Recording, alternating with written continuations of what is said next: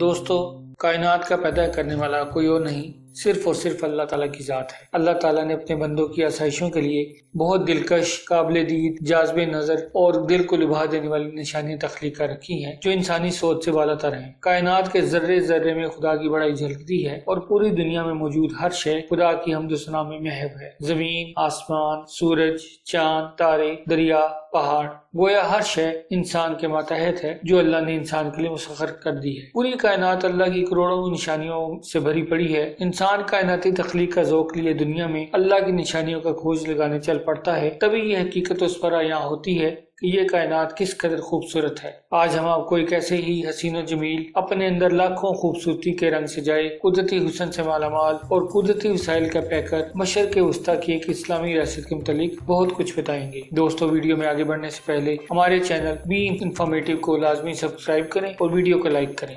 ناظرین، اس اسلامی ریاست کا نام کویت ہے جو مشرق وسطیٰ میں واقع ہے۔ یہ خلیج فارس کے مغرب میں موجود ہے، جبکہ اس کی سرحد شمال مغرب میں عراق اور جنوب میں سعودی عرب کے ساتھ ملتی ہے۔ کویت کا کل رقبہ 17,820 مربع کلومیٹر ہے۔ کویت کی کل آبادی 47 لاکھ افراد پر مشتمل ہے، جس میں صرف 31% کویتی باشندے ہیں اور باقی تمام لوگ دوسرے ممالک کے ہیں۔ کویت کا آئینی نظام بادشاہت ہے اور کویت کے بادشاہ کا نام جابر علی احمد الصباح ہے۔ کویت کا ایک دینار 514 پاکستانی روپے کے برابر ہے۔ کویت کا بیشتر علاقہ ریگستان پر مبنی ہے، صرف 5% زمین کاشتکاری کے لیے موزوں ہے۔ کویت میں کافی گرمی ہوتی ہے، اس لیے یہاں کوئی دریا یا نہر موجود نہیں۔ اگر کویت میں کبھی بارش ہو بھی جائے تو گرمی کی شدت کی وجہ سے رکا ہوا پانی بھی فوراً خشک ہو جاتا ہے۔ کویت کا زیادہ تر موسم گرم ہے، مگر یہاں سردی کا موسم بھی گرمی کے موسم جیسا ہی رہتا ہے۔ سردی میں بھی یہاں درجہ حرارت 40 سے 50 ڈگری کے لگ بھگ ہوتا ہے، مگر زیادہ تر سردی کا موسم ہوادار اور خوشگوار ہی رہتا ہے۔ کویت میں 10 ارب ٹن کے برابر تیل کے ذخائر موجود ہیں اور یہ تیل کے ذخائر کے لحاظ سے دنیا کا 5واں بڑا ملک تصور کیا جاتا ہے۔ اسی وجہ سے کویت امیر ترین ممالک کی فہرست میں بھی شامل ہے۔ کویت کے مقامی رہائشی دراصل عرب، عراق اور ایران کے لوگ ہیں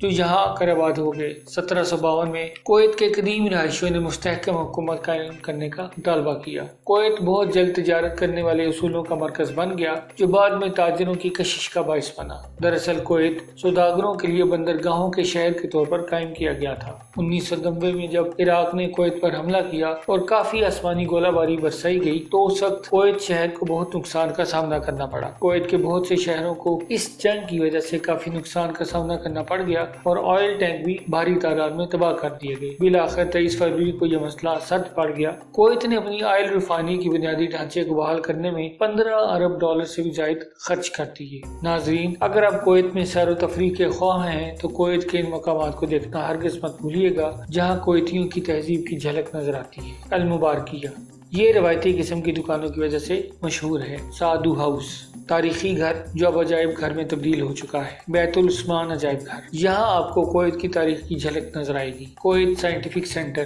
کویت سٹی میں واقع یہ سینٹر IMA کے ایک سینما اور عجائب گھر پر مبنی ہے۔ اس کے علاوہ کویت سٹی میں سی کلب، عجائب گھر، گھڑ سواری، گولف، تیراکی اور مالز میں شاپنگ جیسی سرگرمیاں شامل ہیں۔ چونکہ یہاں شراب پینے پر پابندی ہے، اس لیے رات کے وقت کویت میں آپ کو ریسٹورنٹ پہ کافی زیادہ ہجوم نظر آئے گا۔ کویت میں ریسٹورنٹ وافر تعداد میں چلتے ہیں اور ہر سال لاکھوں سیاح اس ملک کا رخ کرتے ہیں۔ ناظرین، آج کی ویڈیو میں اتنا ہی۔ جانے سے پہلے ہمارے چینل کو سبسکرائب کرنا اور ویڈیو کو لائک کرنا مت بھولیں۔